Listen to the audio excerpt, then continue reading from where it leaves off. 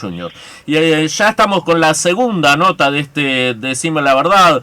Él es político, periodista, columnista, escritor, revolucionario, dirigente de izquierda, teórico político y analista político. Tengo el gusto de charlar con Jorge Altamira. Buen día, Jorge, ¿cómo está? ¿Qué tal? ¿Qué tal? Muchísimas gracias por la llamada, por la invitación a conversar y debatir estos problemas.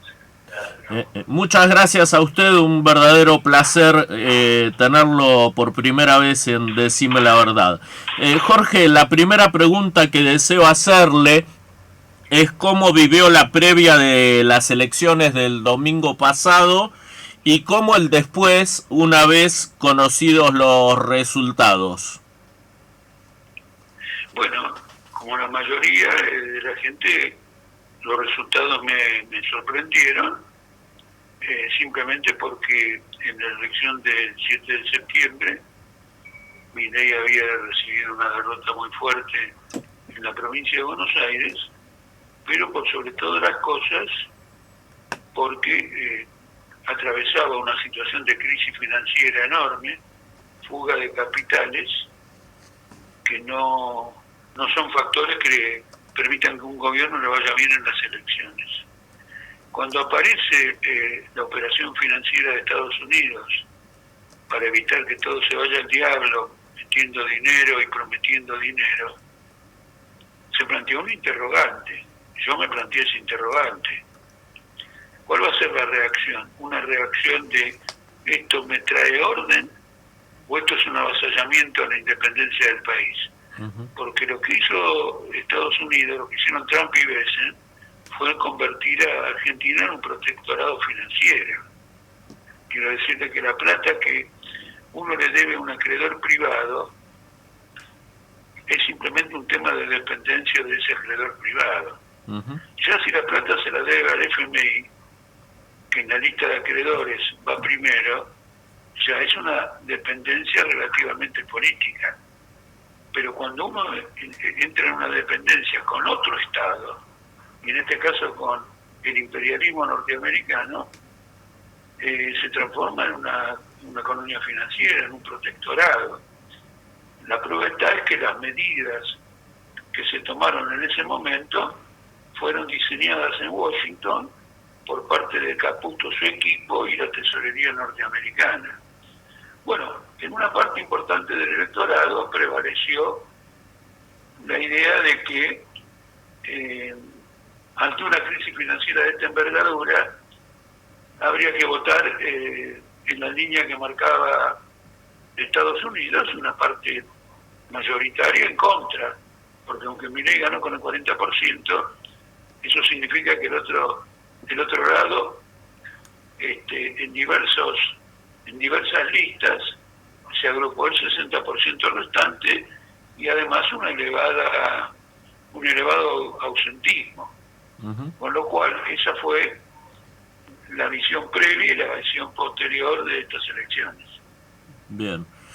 Jorge, después de tantos años de experiencia dentro de la política y de tantos años experiencia de vida que usted tiene, ¿qué explicación le encuentra a la desmedida, esta es mi mirada, la desmedida excitación que muchos políticos le encuentran al poder por el poder mismo, y qué explicación le encuentra a la desmedida excitación por ganar más y más dinero a los grandes grupos económicos de la Argentina? ¿Para qué quieren más?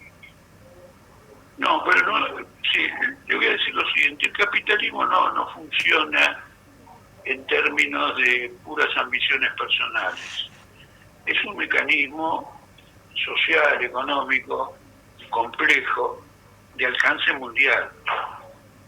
La economía, bajo el sistema capitalista, recibe el incentivo o está incentivada por la posibilidad de obtener el lucro. Y cuanto mayor el lucro, mayor se incentiva la economía, en principio, por ejemplo, a través de mayores inversiones. Es como andar en bicicleta. La bicicleta puede ir más rápido, puede ir más lento, pero si para, si uno dice ya tengo plata, me retiro, cierro la empresa y me voy a disfrutar al Caribe o a cualquier otro lugar, uno se cae de la bicicleta. Es una maquinaria, el lucro incentiva una maquinaria que tiene que estar funcionando permanentemente y alcanzar niveles desproporcionados que luego entran en una crisis extraordinaria porque no encuentran un mercado suficiente para volcar sus mercaderías. Le digo como ejemplo, después de la Segunda Guerra, la economía mundial crecía a un ritmo del 4 o 5%, ahora está creciendo a un ritmo del 1%, 1,5%, porque hay una fuerte tendencia a la sobreproducción y hay una fuerte tendencia al endeudamiento. Entonces, estas dinámicas explican que el capitalismo ascienda en su desarrollo y después se explica por qué se derrumba en crisis absolutamente extraordinarias como las que hemos vivido en las últimas 2 décadas. Bien. Quiero volver un poco a las elecciones de medio término. Junto con Marcelo Ramal, usted escribió un artículo en Política Obrera titulado Scott Bessent gana las elecciones de medio término en Argentina. Para quienes no lo saben, Scott Bessent es el secretario del Tesoro de Estados Unidos y quisiera consultarle por un párrafo de esa nota en particular.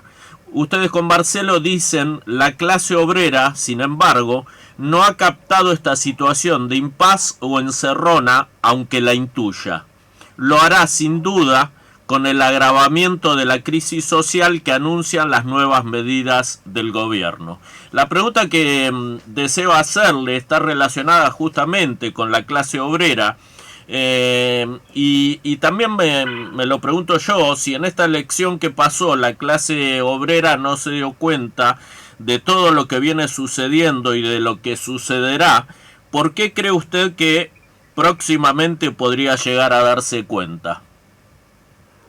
Bueno, en primer lugar, cuando hablamos de clase obrera, tenemos que tener presente que una cosa es cuando actúa colectivamente, sí, y otra cosa es cuando actúa en forma atomizada. Sigue siendo una clase obrera, pero atomizada prácticamente ya no es una clase obrera.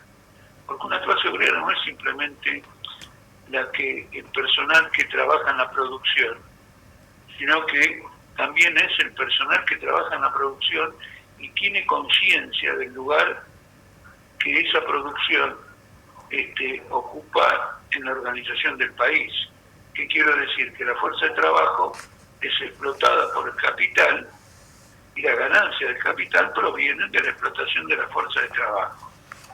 Cuando esa comprensión no existe, la clase obrera se atomiza y toma caminos individuales separados.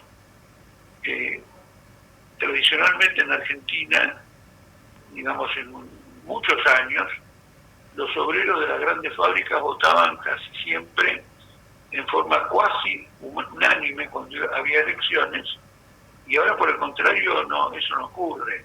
Hay grandes fábricas que han votado por Milei más que por otras corrientes, y eso es altamente llamativo. Entonces acá hay una crisis de la fuerza que es la que realmente tiene un papel dominante en la vida social y no lo está haciendo valer. No encuentra el camino para hacerlo valer, como en algún momento, para bien o para mal, o mejor dicho, correctamente, lo hizo valer en 1945, lo hizo valer en el Cordobazo, lo hizo valer en la crisis de la Rúa. Hoy eso está ausente debido a que las expectativas de esa clase obrera del peronismo se han hundido por completo. Se han hundido por completo. Hay una corriente de características fascistas como la Libertad Avanza, ha capitalizado ese hundimiento. En estas últimas elecciones, mientras Bessent armaba el salvataje de Milei, el peronismo, Cristina Kirchner, el kirchnerismo y Kicillof no llamaron de ningún modo a los trabajadores argentinos a votar contra el colonialismo norteamericano, ni fueron al Congreso a señalar que si se firmaban estos acuerdos que se firmaron con Besen, los iban a desconocer en la próxima legislatura, en estos próximos 2 años. No enfrentaron esta situación, al revés, se hicieron cómplices de ella. Es decir, han dejado vacante a los trabajadores, y lo mismo ocurrió con una parte de la izquierda. Entonces, cuando tomamos esto, es por lo siguiente, porque la actividad, el desempeño que tenga la clase obrera en el mundo es la clave, no ya solo para impedir la guerra, sino que si las guerras se desatan, haya un fuerte movimiento que termine con los gobiernos que impulsan las guerras. Y a nivel nacional, eso vale lo mismo. El nivel extraordinario de pobreza, de indigencia que hay en los barrios, obedecen a que la clase obrera no encuentra el camino para aplastar estas políticas de ajustes y levantar la moral y la capacidad de lucha del conjunto de la población trabajadora. Para nosotros la clase obrera es el artífice de una salida progresista, y cuando tiene un impas se propician salidas tremendamente reaccionarias y salidas antihumanas del tipo que usted ha visto estos días en Río de Janeiro. Muy interesante la descripción, cómo la va desarrollando, Jorge. Quiero preguntarle también cómo ve a los sindicatos en este contexto. Mire, los sindicatos le han dado la espalda a los trabajadores. No hay ningún sindicato que esté luchando por lo que los trabajadores necesitan, que es un nivel de vida superior. Al revés, han perdido el 30 y 40% del poder adquisitivo de los salarios, y prácticamente la jornada de 8 horas ha quedado eliminada, porque con salarios muy bajos los obreros casi se ven obligados a trabajar 12 horas. Ahora lo quieren consagrar en la ley, pero el trabajo en 12 horas, 13 horas, es la normalidad hoy en Argentina.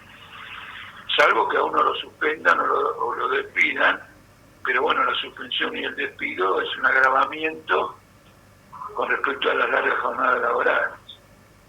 Entonces este es el punto que los sindicatos le han dado la espalda. Y le han dado la espalda ¿por qué? Porque han sido confiscados por una capa superior, una casta llamada burocracia sindical, que ha resuelto sus problemas. A través del entrelazamiento de los sindicatos con el Estado, no hay ningún burócrata sindical que viva como un obrero. Muchos de ellos son poderosos empresarios. Y como empresarios participan de la tercerización del trabajo, es decir, dirigen empresas que trabajan para grandes empresas pequeñas que trabajan para grandes empresas, y en esas empresas donde está dirigida por burócratas sindicales, son propiedad de ellos y no se cumple la ley laboral.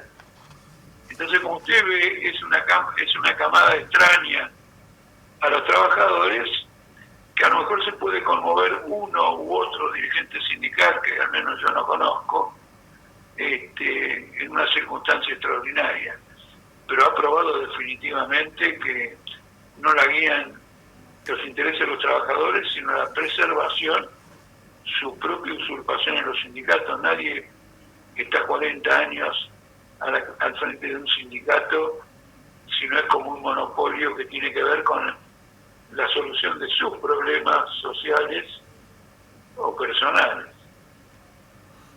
Bien, Jorge, en su mandato como legislador porteño, usted impulsó iniciativas legislativas de enorme importancia, entre ellas la que estableció la jornada de 6 horas para los trabajadores del subte, que fue vetada por Aníbal Ibarra, y finalmente impuesta por los obreros de Metrovías a través de una huelga general.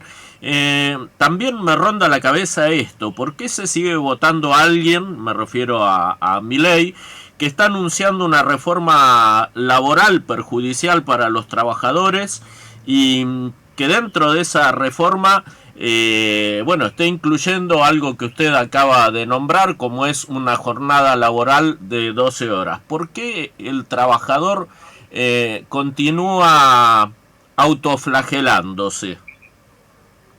Bueno, no, yo no lo presentaría de que continúe A ver. autoflagelándose. Eso que usted dice es objetivamente así. Objetivamente está ocurriendo eso, pero no es así. Es una impotencia por una situación de atomización de los trabajadores. Es decir, los trabajadores han sido inundados con una propaganda que dice que la Argentina no crece porque las relaciones laborales están agotadas, son vetustas y obsoletas, y le quieren imponer condiciones infinitamente peores con el argumento de que esto va a llevar a la prosperidad del país. Como está la clase obrera está atomizada, ni siquiera los sindicatos desarrollan una campaña desafiando esta situación. ¿Y por qué no la pueden desafiar? Porque mucho antes de este intento de aprobar la reforma laboral, esta reforma laboral ya existe en la fábrica y ha sido apretando por la necesidad. Ha avanzado en los gobiernos kirchneristas y en los gobiernos anti-kirchneristas o macristas y de Milei. El peronismo entiende que también el peronismo entiende que es necesaria una reforma laboral. También atribuye la falta de crecimiento de Argentina a una reforma laboral. Y eso es completamente falso. Como lo prueba el hecho, que ahora se pone cada día más evidente, que los costos de producción en la Argentina son en primer lugar de logística, en primer lugar de transporte, el ferrocarril reemplazado por el camión, los puertos atestados, obras enteras para descargar mercadería por falta de estructura, una estructura bancaria con tasas de interés elevadas que frenan la posibilidad de financiarse con un crédito fuerte, es decir, una fuerte tendencia financiera dentro del capitalismo. Es decir, una palabra, Argentina no avanza por el costo capitalista de la Argentina, no por el costo laboral, que es uno de los más bajos del mundo. Que es uno de los más bajos del mundo históricamente. Un obrero argentino estaba bien por arriba de un obrero brasileño y hoy está bien por abajo de un obrero brasileño, en términos de métodos laborales como de poder adquisitivo del salario. Entonces, repito algo que lo decimos hace mucho tiempo. Argentina sufre de un costo capitalista elevado. Y ese costo capitalista elevado, los capitales lo quieren descargar sobre los trabajadores. Si usted me permite, le voy a dar un ejemplo de este gobierno que es impresionante. El Banco Central no compra dólares. Y no compra dólares porque dice que si los compra tiene que emitir pesos y los pesos provocan inflación. Y esa es la teoría del gobierno. Entonces ahora cuando quiere aumentar las reservas, el que va a comprar dólares es el Tesoro Nacional, el Ministerio de Economía. ¿Qué significa esto? Significa que si quiere comprar 20.000 millones de dólares, tiene que aumentar los gastos del Estado en 20.000 millones de dólares para comprar dólares. Y el trabajador tiene que contribuir a un superávit fiscal para que el gobierno pueda comprar dólares. Sí, es decir, que en lugar de aumentar la capacidad de los hospitales, la capacidad de la educación, la capacidad salarial de los empleados públicos, su formación, la formación de los maestros, la formación de los profesores, la recaudación impositiva va a comprar dólares para que los acumule después el Banco Central sin emitir, y eso sirva de garantía al capital extranjero de que cuando quiera llevarse la plata se la va a poder llevar. El parasitismo de este mecanismo que le acabo de señalar no tiene parangón en el mundo, no tiene parangón en el mundo, y es un costo brutal para toda la producción. Coincido con prácticamente todo lo que comenta Jorge. Voy a cometer una pequeña irreverencia solo para sumar a este debate, ¿no? Como lo llamó usted.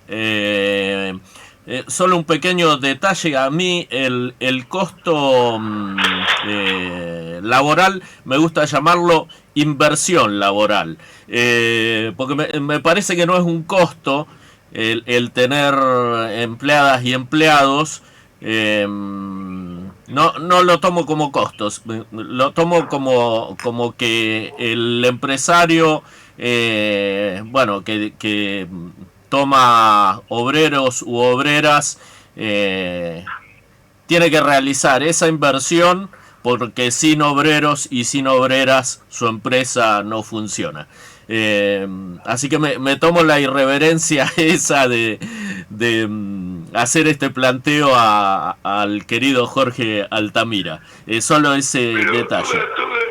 le explico, toda inversión genera un costo. Sí, lo sé. Invertir es costear Sí, un proceso de producción. Y los dos factores de costo sí, son el laboral y el empresarial. sí. Los capitalistas niegan que la ganancia que ellos asignan a la producción sea un costo. Es un costo porque mayor ganancia, mayor son los precios, Sí, o menores son los salarios. sí, Entonces el lucro figura como un costo de la producción, la suma de la amortización del capital fijo, de los salarios y del lucro, es lo que finalmente se llama el costo de la producción y se transforma en el mercado en un precio de producción. sí, Inversión y costo son sinónimos. claro. Bien. Gracias por la aclaración esa, Jorge. Voy a ir a algo más grato para ir cerrando la nota. Algo que tiene que ver con el especial que también estamos haciendo en el día de hoy. Entiendo que usted es hincha de Huracán de Parque Patricios, Jorge. Así es. Bueno, tengo entendido también que admiraba al... Mucho antes de hacer política ya era hincha de Huracán. como ramal de Argentinos Juniors. Desgraciadamente. Bueno, tengo entendido que admiraba también a Miguel Brindisi y a nuestro Angelito Capa, que es bahiense. Brindisi, aquel tremendo jugador de Huracán, para quien no sabe quién fue Miguel Brindisi, jugaba en el mediocampo por la derecha. Pero yo quisiera preguntarle por un mediocampista que jugó junto a Brindisi, pero que lo hacía por la izquierda. Estoy hablando de Diego Maradona. El 30 de octubre pasado, Diego hubiera cumplido 65 años. Quisiera preguntarle si usted fue un maradoniano o si lo es. Bueno, no, yo comparto la misma opinión que todos los argentinos de que fue un grande y además hasta hoy me conmueve recordar los goles con Alemania e Inglaterra en el Mundial de México. En ese Mundial de México, Maradona puso de manifiesto una cosa que para mí es fundamental en la vida, que es una gran personalidad en la práctica del fútbol, como otras personas tienen una gran personalidad en otras prácticas a la cual han dedicado su vida. Pero ese mundial se ganó por una gran personalidad, por alguien que puso de manifiesto que tenía toda la estatura necesaria para ser un ganador. Porque cuando Alemania empata y él va a buscar la pelota al arco, él va caminando al centro de la cancha para arruinar el partido de una manera en la que yo me di cuenta y se lo dije a las personas que estaban viendo el partido conmigo: esta vez la ganamos. Era un caminar de un victorioso. Qué lindo. Sin embargo, Y sin embargo, esta personalidad sucumbió a la droga. Sí. ¿Me entiendes? Sí, sí, es decir, sí. el capitalismo y sus drogas y todo lo demás lograron destruir una personalidad deportiva muy poderosa. Qué loco, ¿eh? Sí, sí, sí, sí. Es muy significativo lo que comenta Jorge. Quería preguntarle la anécdota de que usted no pudo presenciar la consagración del único equipo campeón de la historia de Huracán, aquel 16 de septiembre de 1973, ¿es cierta? Sí, solo que le corrijo. A ver. Huracán salió en la década del 20 varias veces campeón. Ah, perdón, sí, tiene razón. Bueno, sí, es absolutamente cierta, porque para ese día se había organizado una marcha de Huracán para festejar la victoria, y el mismo día, pero sin preparación ninguna encima de los hechos, se organizó una manifestación en la Embajada de Chile para protestar contra el golpe que derrocó y mató a Salvador Allende. Y bueno, naturalmente mi deber era estar en la manifestación contra Pinochet y no en la manifestación de Huracán. Bien, cómo me gustaría seguir charlando sobre todas estas anécdotas. Le hago la última... Lo dejamos para otra vez. Sí, me gustaría hacerle la última, si a usted no le molesta, que quiero saber su opinión sobre esto. Alejandro Dolina suele decir que el fútbol es lo más importante de lo menos importante. Me gustaría preguntarle a usted, con su experiencia de vida, ¿qué es lo más importante de lo más importante? Luchar por la emancipación de los trabajadores y la emancipación de la humanidad de la explotación del hombre por el hombre. Bien. Lo más importante. Bien. Eso ahí en ese momento va a ser el comienzo de una auténtica vida humana. Uh-huh. Bien, Jorge Altamira, muchísimas gracias. Dejamos para otra oportunidad, como usted dijo. Me gustaría hacer una charla más extensa, y por supuesto que si pasa por Bahía Blanca, lo vamos a estar esperando acá en nuestra radio, en esta radio recuperada por los trabajadores, LU3 y FM Ondas, que es una radio, como decía recién, cooperativa, recuperada por sus trabajadores. Bueno, muchísimas gracias y encantado por la conversación. Bueno, igualmente. Le mando un gran abrazo, buen fin de semana para usted. Igualmente. Seguimos con Decime la Verdad.